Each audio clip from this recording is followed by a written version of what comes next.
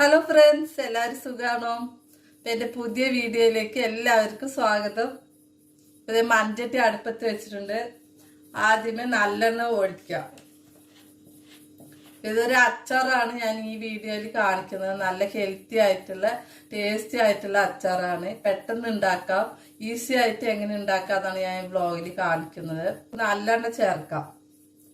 അച്ചാറുകളെല്ലാം നമ്മൾ നല്ലെണ്ണയിലാണല്ലോ ഉണ്ടാക്കുന്നത്.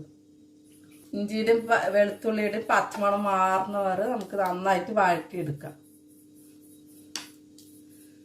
2 ഇഞ്ച് കഷ്ണത്തിൽ ഇഞ്ചി എടുത്തിട്ട് ചെറുതായിട്ട് കഷ്ണങ്ങളായിട്ട് മുറിച്ചെടുക്കണം. ഇഞ്ചി ഇങ്ങനെ നമ്മൾ ഇന്ന് വഴറ്റി കഴിഞ്ഞ് മിക്സിയിൽ അരച്ചെടുക്കാനുള്ളതാണ്. അപ്പം ഇത്രയുള്ള കഷ്ണമാക്കി അരിഞ്ഞെടുത്തിട്ടുണ്ട്, മുറിച്ചിട്ടുണ്ട്. ഇഞ്ചി നല്ലെണ്ണയിൽ ചേർത്തു. വെളുത്തുള്ളി മുഴുവനോടെ 10-12 വെളുത്തുള്ളി ഇതും ചേർക്കാം.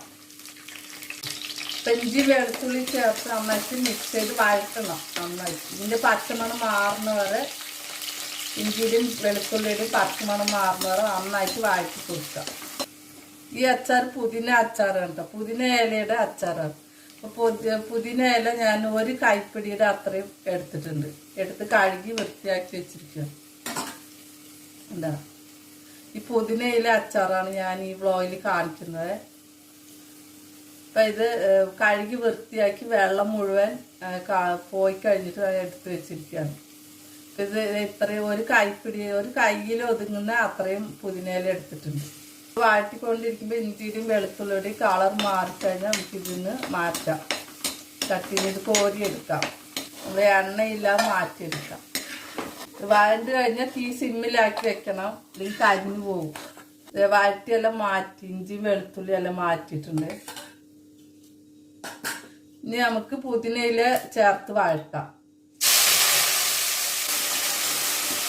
പുതിനയിലുള്ള ബാക്കി എന്തെങ്കിലും വെള്ളത്തിൻ്റെ അംശം ഉണ്ടെങ്കിൽ അത് പോവാനും ഇത് നന്നായിട്ടൊന്ന് വഴണ്ട് കിട്ടാനും വേണ്ടിയാണ്. ആ നല്ലെണ്ണയിൽ തന്നെ നമ്മൾ ഈ പുതിനയില ആക്കിയെടുക്കാം. അപ്പോൾ പുതിനയില എല്ലാം വഴണ്ട് അത് തരിച്ച് നമ്മൾ മാറ്റിയെടുക്കാം. പുതിനയില തരിച്ച് വെക്കാം. ഇത് ആദ്യം നമുക്ക് കുറച്ച് കല്ലുപ്പ് ചേർത്ത് മിക്സിയിൽ നന്നായിട്ട് അരച്ചെടുക്കണം. ഇത് നന്നായിട്ട് അരഞ്ഞു കഴിഞ്ഞതും നമുക്ക് ഈ പുതിനയില വഴറ്റിയതും കൂടി ചേർത്ത് 1-2 അരഞ്ഞാൽ മതി. നന്നായിട്ട് അരക്കരുത് പുതിനയില. നമ്മൾ വഴറ്റിയതെല്ലാം ചൂടാറി കഴിഞ്ഞിട്ട് മിക്സി ജാറിൽ ചേർക്കാം. ഇപ്പോൾ വഴറ്റിയ വെളുത്തുള്ളി ഇഞ്ചി ഇതിൽ ചേർത്തിട്ടുണ്ട്. ഇതിനാവശ്യമുള്ള കല്ലുപ്പും കൂടി ഞാൻ ചേർക്കാം. ഈ അച്ചാറിന് ആവശ്യമുള്ള ഉപ്പും കൂടി നമ്മൾ ഇതിൻ്റെ കൂടെ ചേർത്ത് അരച്ചെടുക്കാം. നന്നായിട്ട് അരച്ചെടുത്തിട്ടുണ്ട് ഇഞ്ചിയും വെളുത്തുള്ളി. ഇനി ഇതിൻ്റെ കൂടെ പുതിനയില വഴറ്റിയതും കൂടി ചേർത്ത് ഒന്ന് അടിച്ചെടുക്കാം. ഇങ്ങനെ ചതഞ്ഞ പോലെ മതി പുതിനയില, അധികം നന്നായിട്ട് അരഞ്ഞു പോകരുത്. വഴറ്റിയ പുതിനയിലയും കൂടി ചേർത്തിട്ടുണ്ട്. ചതഞ്ഞ പോലെയാണ് ഞാൻ എടുത്തിരിക്കുന്നത്. എന്താ ഇത് ഒട്ടും വെള്ളം ഒഴിക്കാതെ, വെള്ളം ചേർക്കാതെയാണ് നമ്മൾ അരച്ചെടുക്കേണ്ടത്. ആദ്യം ഇഞ്ചി വെളുത്തുള്ളിയും വെള്ളം ചേർക്കാതെ അരയ്ക്കുന്നതുകൊണ്ട് ഞാൻ കല്ലുപ്പ്, ഇതിന് ആവശ്യമുള്ള ഈ അച്ചാറിന് ആവശ്യമുള്ള ഉപ്പും കൂടി ആ ഇഞ്ചി വെളുത്തുള്ളിയുടെ കൂടെ ചേർത്ത് അരച്ചു കഴിഞ്ഞ് അത് നന്നായിട്ട് അരഞ്ഞു കഴിഞ്ഞിട്ട് നമ്മൾ ഈ പുതിനയില വഴറ്റിയതും കൂടി ചേർത്ത് ഒന്ന് ചതച്ചെടുത്തിട്ടുണ്ട്. ചെറുതായിട്ട് തരി ഉണ്ടാവണം, നന്നായിട്ട് അരഞ്ഞു പോകരുത്. എന്താ ഇത് കുറച്ച് നല്ലെണ്ണ ഒഴിക്കുക. ആദ്യം അച്ചാർ എന്ന് പറയുമ്പോൾ കുറച്ച് എണ്ണ കൂടുതലായിരിക്കണമല്ലോ, എന്നാലാണ് ചീത്തയാവാതിരിക്കുള്ളൂ.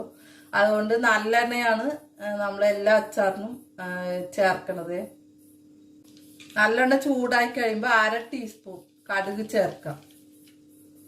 2 ചുവന്ന മുളക് മുറിച്ചിടാം. കുറച്ച് കറിവേപ്പില ചേർക്കാം. 1 ടേബിൾ സ്പൂൺ മുളക് പൊടി ചേർക്കുന്നുണ്ട്. എരിവുള്ള മുളക് പൊടിയാണ് ഇത്. കുറച്ച് മാത്രം ഉണ്ടാക്കണോണ്ട് ഞാൻ 1 ടേബിൾ സ്പൂൺ മുളക് പൊടിയാണ് ചേർക്കുന്നത്. അപ്പോൾ ആ എണ്ണയിൽ തന്നെ ചേർക്കാം. തീ ഓഫ് ആക്കിയിട്ട് വേണം ചേർക്കാം, അല്ലെങ്കിൽ പൊടി കരിഞ്ഞു പോകും. മഞ്ഞപ്പൊടി 1/4 ടീസ്പൂൺ അതും കൂടി ചേർക്കാം. ചേർത്ത് നന്നായിട്ട് വഴറ്റി കൊടുക്കുക. പെട്ടെന്ന് തന്നെ ഈ എണ്ണ ചൂടായിരിക്കുന്നതുകൊണ്ട് പെട്ടെന്ന് തന്നെ ഇത് വഴണ്ടിട്ട്. അപ്പോൾ വിനീഗർ കുറച്ച് ഒഴിക്കുന്നുണ്ട്. എന്താ കുറച്ച് വിനീഗർ ചേർക്കാം.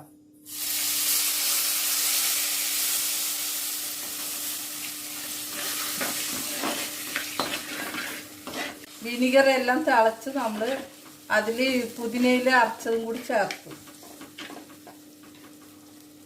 എന്താ മിക്സി ജാറിൽ നമ്മൾ അരച്ച പുതിനയിലയുടെ മിക്സൊക്കെ ഇതിൽ ചേർത്തിട്ടുണ്ട്. വിനിഗറിലെല്ലാം ചേർത്തു.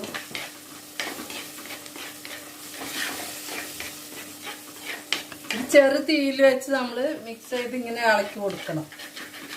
പതുക്കെ തിളച്ച് ഇതിൻ്റെ ഇതൊക്കെ മാറി ആ എണ്ണ തെളിഞ്ഞു വരണം നന്നായിട്ട്. മേളിൽ 1/2 ടീസ്പൂൺ കായപ്പൊടി ചേർക്കുന്നുണ്ട്.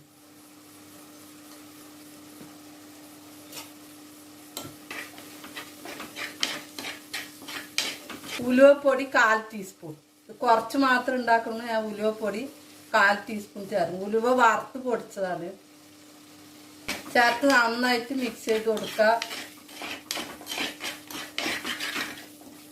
ഇപ്പം ഞാൻ ചെറു തീയിലാണ് വെച്ചിരിക്കുന്നത്. ചെറു തീയിൽ നന്നായിട്ട് നമ്മൾ മിക്സ് ചെയ്ത് കൊടുക്കാം.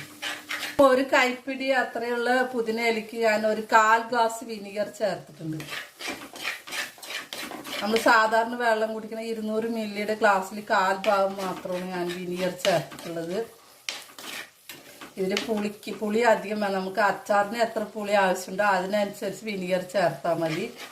ഞാനിപ്പോൾ കുറച്ച് മാത്രം നിങ്ങൾക്ക് ഉണ്ടാക്കുകയാണെങ്കിൽ നിങ്ങൾ കൂടുതൽ ഉണ്ടാക്കുന്നുണ്ടെങ്കിൽ അതനുസരിച്ച് കൂടുതൽ ഇതിൽ ചേർത്തെല്ലാം കൂടുതൽ ചേർക്കാം. മൺചട്ടി ചൂടുള്ളത് കൊണ്ട് സിമ്മിലാക്കി വെച്ചിരിക്കുകയാണ്. വേണ്ട എണ്ണയൊക്കെ നല്ലെണ്ണയൊക്കെ തെളിഞ്ഞു വരുന്നുണ്ട മേളിൽ. മേലിൽ കൊമള പോലെ വരുന്നത് നല്ലെണ്ണയാണ്. കണ്ട ഇതിൽ ചേർത്ത എണ്ണയൊക്കെ മേളിൽ തെളിഞ്ഞു വന്നിട്ടുണ്ട്. ഇതാണ് പാകം. ചേർത്ത എണ്ണയൊക്കെ നന്നായിട്ട് മേലിൽ തെളിഞ്ഞു വന്നു കഴിഞ്ഞാൽ നമുക്ക് ഇറക്കാം. അപ്പോൾ പുതിനയില അച്ചാർ റെഡിയായി. ഇത് ഈസി ആയിട്ട് പെട്ടെന്ന് ഉണ്ടാക്കാവുന്ന അച്ചാറാണ്. എന്താ നല്ല ടേസ്റ്റാണ്. ദഹനത്തിന് നല്ലതാണ്. ചോറുണ്ണുമ്പം ഇത് ഇച്ചിരി എടുത്ത് നമ്മൾ ആ ചോറിൻ്റെ കൂടെ കൂട്ടിക്കടിക്കാം. ചോറിൽ ചേർത്ത് നമ്മൾ കുഴച്ചും കഴിക്കാം. തൊട്ട് കഴിക്കാം. ചോറിന് തൊട്ട് കഴിക്കാം. ഇപ്പം ഏത് കറി കൂട്ടി കഴിക്കണ ചോറാണെങ്കിലും അതിൻ്റെ കൂടെ ചേർത്ത് ഈ പുതിനയില അച്ചാറും കൂടി ചേർത്ത് കൂട്ടി കഴിച്ചാൽ പെട്ടെന്ന് ദഹിക്കും. നല്ല എരിവും പുളിയും ഇതിൻ്റെ പുതിനയിലയുടെ മണവും എല്ലാം കൂടി നല്ല ടേസ്റ്റാണ്. അപ്പോൾ പുതിനയില അച്ചാർ നിങ്ങളെല്ലാവരും ഇതേ മെത്തേഡിൽ നിങ്ങളെല്ലാവരും ഒരു തവണ ഉണ്ടാക്കി കഴിച്ചു നോക്കണേ. വിനിഗർ കൂടി പോകരുത്. ആവശ്യത്തിന് മാത്രം, പുളിക്ക് ആവശ്യത്തിന് മാത്രം നിങ്ങൾ ചേർക്കുക. പുളി കൂടുതലായിപ്പോയാൽ ഇതിൻ്റെ ടേസ്റ്റ് കുറയും. ഫ്രണ്ട്സ്, നിങ്ങൾക്ക് എല്ലാവർക്കും ഈ പുതിനയില അച്ചാർ ഇഷ്ടമായോ? നല്ല ഹെൽത്തി ആയിട്ടുള്ള എല്ലാവർക്കും കഴിക്കാവുന്ന പുതിനയില അച്ചാർ റെഡിയായി. നിങ്ങളെല്ലാവരും ഒരു തവണ ഈ മെത്തേഡിൽ ഉണ്ടാക്കി ചോറിൻ്റെ കൂടെ കഴിച്ചു നോക്കണേ. കുറച്ചെടുത്താൽ മതി. വേറെ കറി ഒന്നും ഇല്ലെങ്കിലും നമുക്ക് ചോറുണ്ണാം. നിങ്ങളുടെ അഭിപ്രായം കമൻസിൽ ഇടണേ. ഇഷ്ടമായാൽ ലൈക്ക് ചെയ്യണേ. സബ്സ്ക്രൈബും കൂടി ചെയ്യണേ.